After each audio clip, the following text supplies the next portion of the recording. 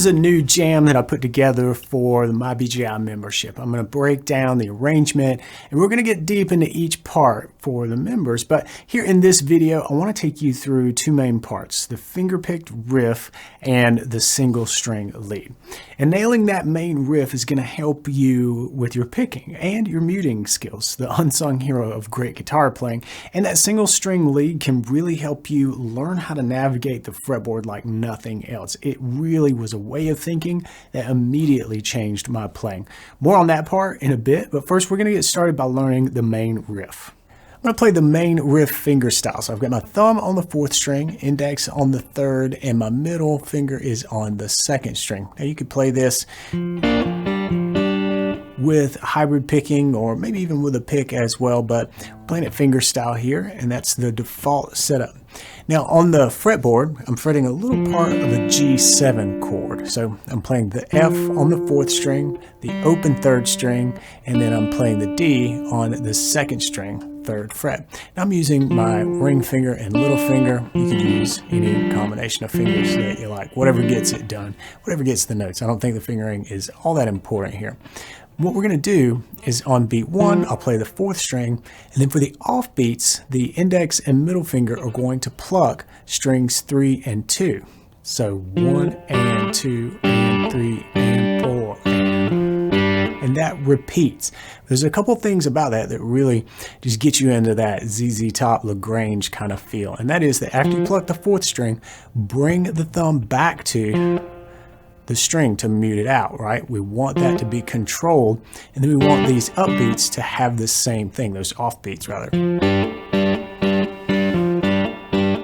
Notice how after I pluck it, my fingers are coming back to the strings so that you hear that sort of stop-start. You want to hear that pulse.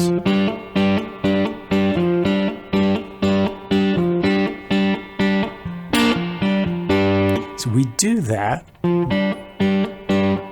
We do that 3 times before we answer it with that little tag ending that you just heard. And what's happening there is on the and of 4, so the 3rd time around, we're going to play that F note to kind of get us into this little answer. And what's happening for that answer is on the first beat of measure 4, I'm going to collapse. You might refinger this, that's totally fine, but I'm collapsing my ring finger. What I mean is it's just kind of flattening out at this first knuckle right here, right?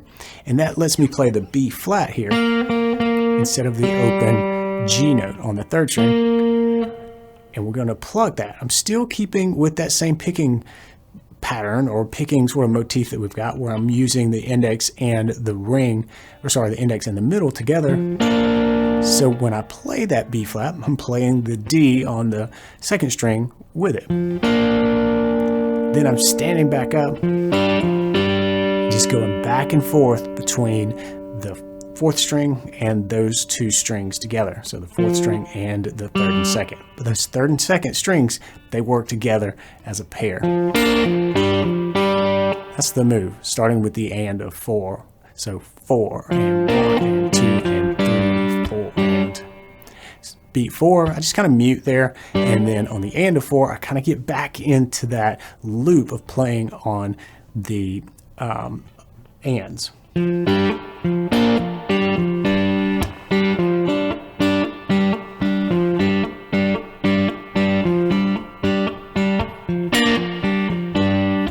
And remember, on that beat 1, that's a great place. We're introducing that new note, so it's a great place to give that a little extra attack when you pick it. Right? Really dig in right there. I think that helps the part kind of stand out as the end of the riff.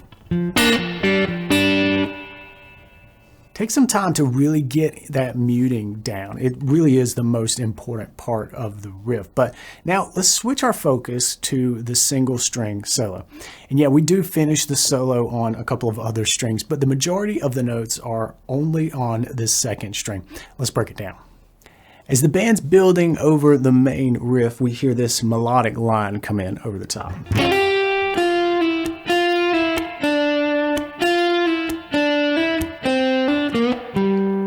And that repeats with a slightly different ending.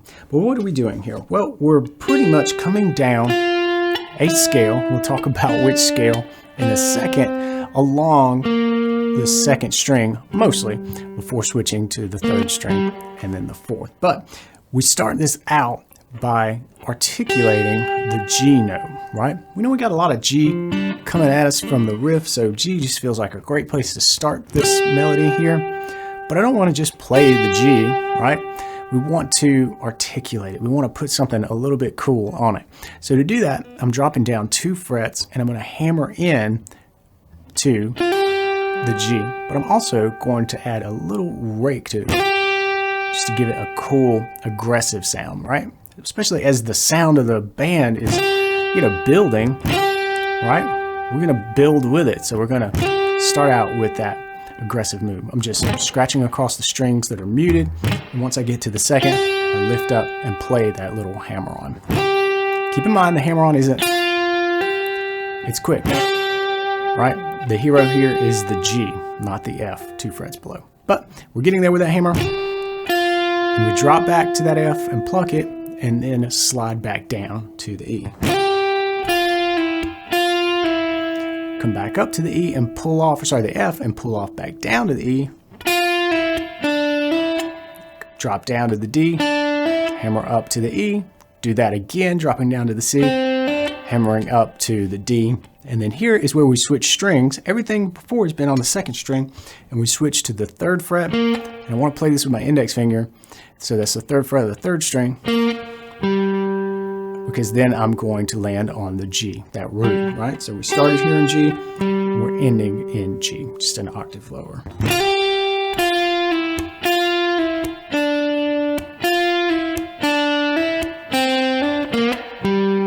All right, and the second time around,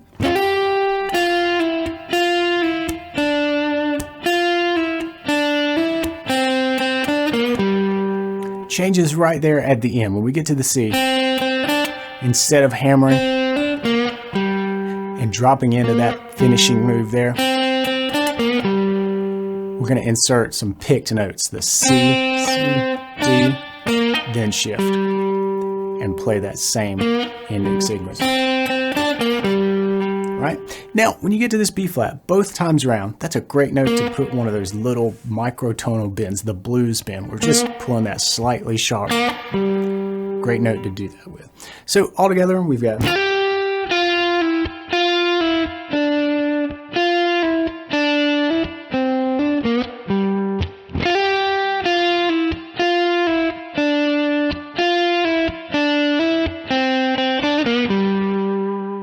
So how can you leverage the single string rule to create leads on your own? Well, first, you got to pick a scale that you'd like to learn and then practice it up and down a single string. At this point, you're just kind of making sure that you know where the notes are. For example, you could use the G Dorian scale along the 3rd string like this.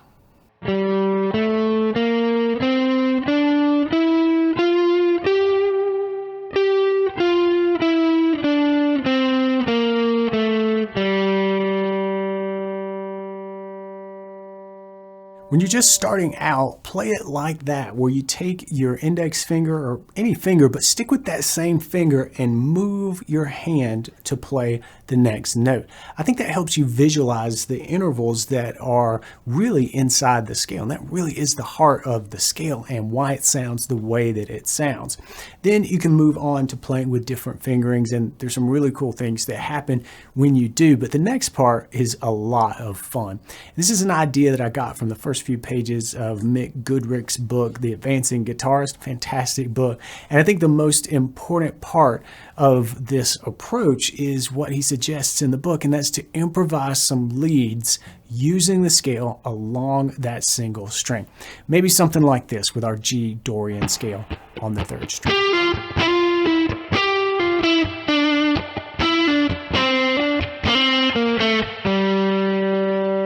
Could be anything. Just have fun. You're going to come up with something different on your guitar, and that's okay. Just noodle around, but stick to the scale using the 1 string. And this constraint really helped me break out of box patterns and think about the scale in terms of music. I started to understand scales on a different level, a deeper level, and it helped me to not get stuck in patterns. And I think the most important thing is it helped me to make music. And that's really what it's all about, isn't it? So if you're a premium member and you want to go deeper on this jam, you can head to the lesson page for TB444. Just look for the arrangement lesson and look for the extended cut on this coming out later this week. If you're not a member, you can find out how to join at the link in the description. I'll see you in the next lesson. Until then, practice smart and play on.